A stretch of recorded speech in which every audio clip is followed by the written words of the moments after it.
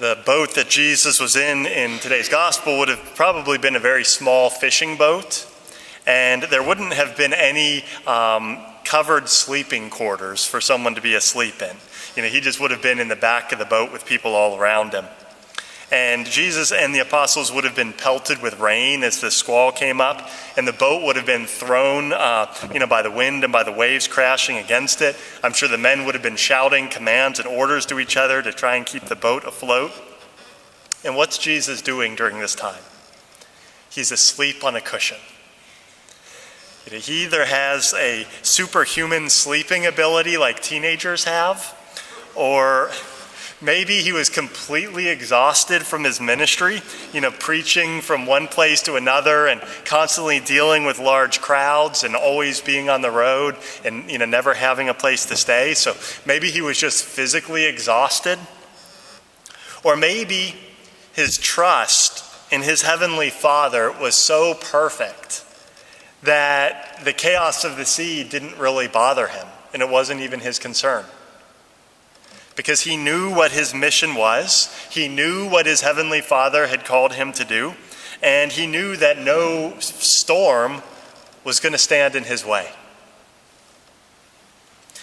In the modern world, there's a lot of people who don't think that it matters whether a person has faith or not.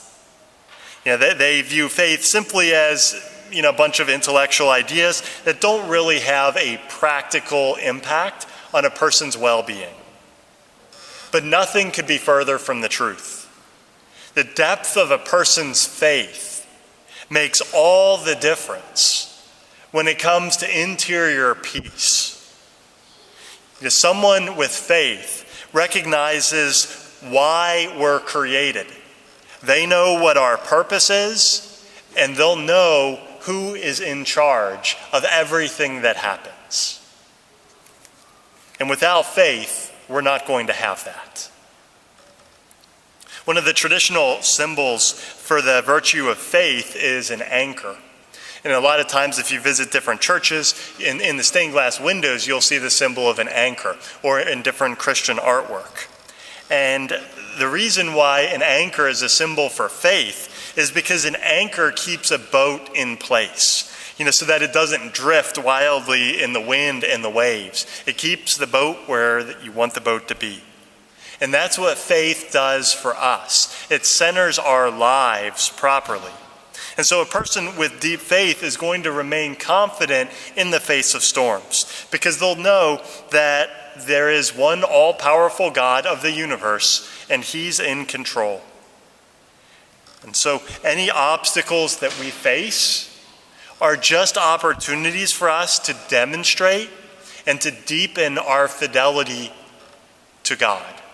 To say, even though this has happened to me, I will remain faithful because I know that God is in control, and this in some way is going to be part of his plan. A person without faith is going to get tossed about by the waves. They might be filled on a deep level with fear or anxiety about what's going to happen to them, because they might see themselves as a victim of the arbitrary forces of nature. Well, what's going to happen if I'm in a car accident, or if a tree falls on my house, or what if this happens? Without faith, everything is just arbitrary chance. And so someone without faith, there might be a deep anxiety within them, compared to someone with faith is going to have peace and trust.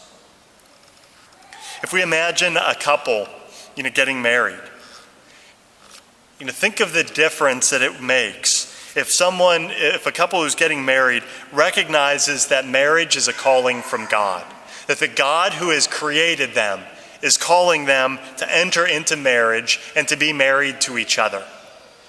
If they recognize that and they discern that call to marriage through prayer, the level of confidence that they will have in their vocation is going to be much stronger than someone who thinks, well, this person's pretty, or I just want, they make me laugh, so we decided to get married. And when difficulties arise, someone who recognizes that this is a calling from God is going to stand a much better chance of persevering through difficulties. And so that level of faith is going to make a profound difference in their marriage. Or if we think about something like God's plan for openness to life within marriage, it's not easy to be open to life and to have a family with a large number of children. It brings a lot of sacrifices, and married couples might be afraid of the responsibility and the challenge that might entail. And a lot of people will just turn away from God's plan and will turn to contraception or sterilization or, in extreme cases, abortion. But if someone recognizes that this is God's plan, in the midst of the storms and difficulties, they'll turn to Him. And they'll say, with God, all things are possible. It's the same with someone who faces financial difficulties. Maybe someone loses their job or something bad happens to them in that regard, or even in the face of death. Someone who faces death with faith recognizes that even if we leave this world and our earthly life is taken from us, that's not the end, because God has created us to live in eternity.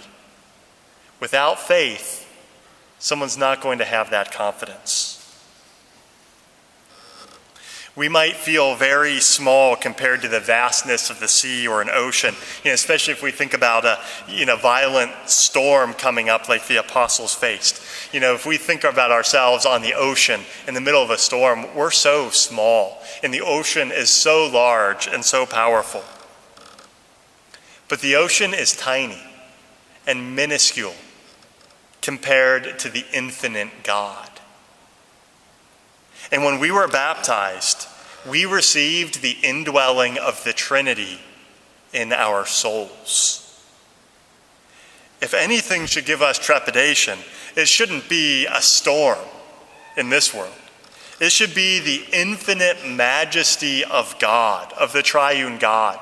If we think about His vastness and His greatness, and think about how small we are, and how our limited souls, unworthy as we are, have received the triune God in baptism, that should give us more pause than reflecting upon any storms that we might face. If we spend time reflecting upon the infinite majesty of God who's within us, then any storms or any trials that we face in this life are going to seem much smaller in comparison. Without that faith, it's easy for us to get overwhelmed. But if we reflect upon the infinite power and majesty of God, that's going to keep us well grounded. And so, as we reflect upon our readings today and the virtue of faith, faith calls us to let go of the control we may want to have over our lives and instead dive with complete trust in the infinite ocean of the triune God, the one who set the limits of the seas and the one who can do all things.